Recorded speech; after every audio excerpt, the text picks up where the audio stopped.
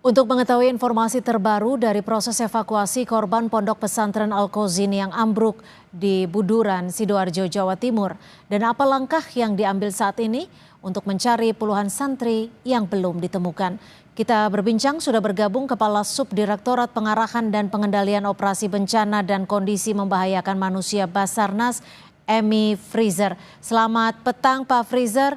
Untuk sore hari ini apakah ada penambahan? Selamat petang Mbak Cynthia. Selamat petang Pak Freezer.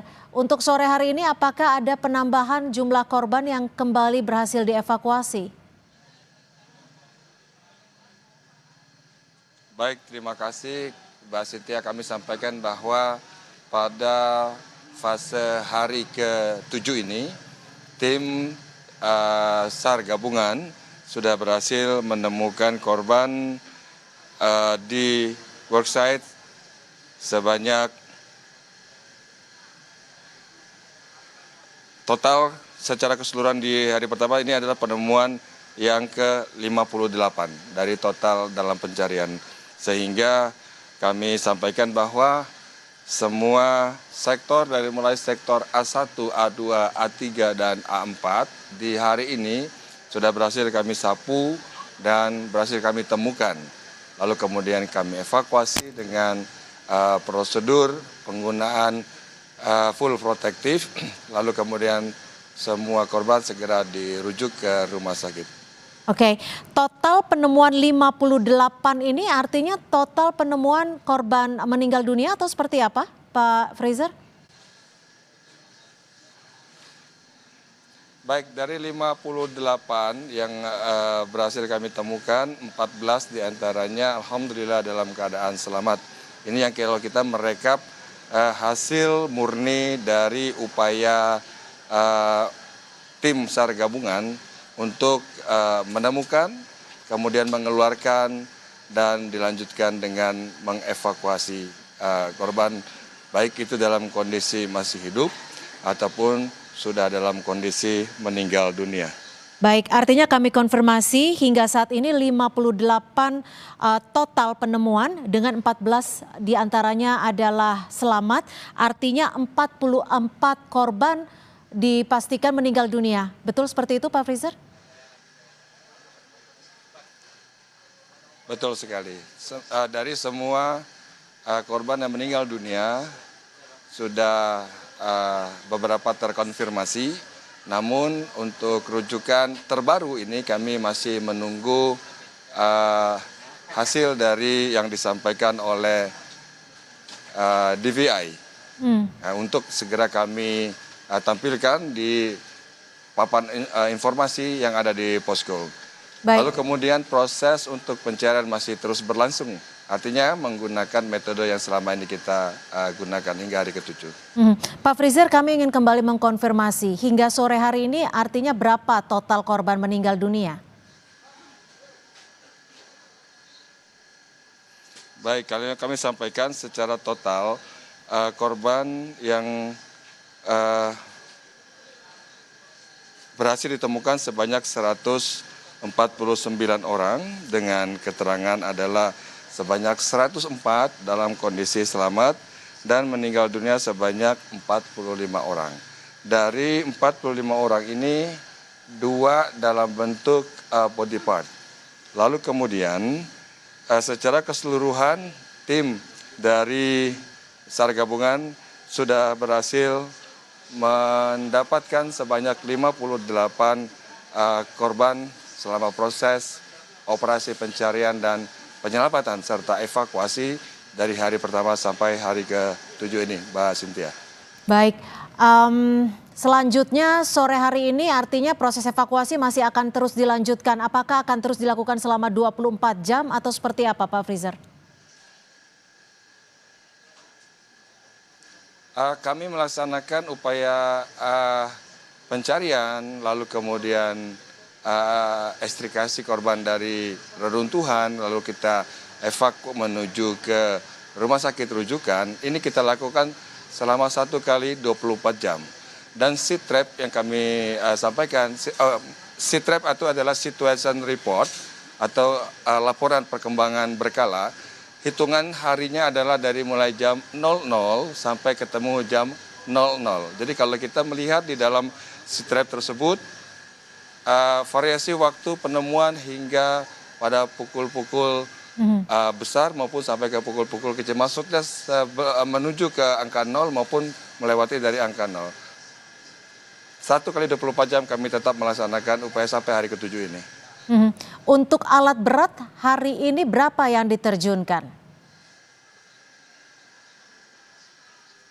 Untuk alat berat masih belum ada penambahan, masih ada 5 yang standby, kemudian yang dikerahkan dalam pencarian akses dan juga pembersihan 2 kendaraan kren 1 dan juga ekskavator 1. Dan ini tentu karena sebagian besar untuk lapisan lantai dasar untuk sektor A1 dan A4 sudah mulai clear. Sekarang konsentrasi kita adalah pada sisi A2 dan A3 yang berdekatan dengan Asrama Putri. Artinya untuk A2 dan A3 masih terus dilakukan pembersihan puing untuk evakuasi puing. Lalu apakah ada target kapan kiranya clearance di lokasi A2 dan A3 ini, Pak Freezer? Baik, terima kasih. Target yang kami capai adalah memang secepatnya untuk bisa segera terekspos seluruh wilayah-wilayah yang menjadi bagian dari bangunan ini secara utuh. Namun untuk bisa mencapai hal tersebut kami tidak mengandalkan kecepatan saja, tapi juga kehati-hatian. Unsur kehati-hatian adalah hukum pertama bagi penyelamat untuk dapat melaksanakan aksi pencarian, kemudian penyelamatan. Kemudian kami dalam pelaksanaan ini selalu diawasi oleh safety officer yang kami sebar di semua penjuru untuk lebih mendapatkan view dari berbagai angle sehingga segala kemungkinan risiko dapat segera kami reduksi atau kami kurangi atau kami cegah sebelum berkembang menjadi kedaruratan yang baru.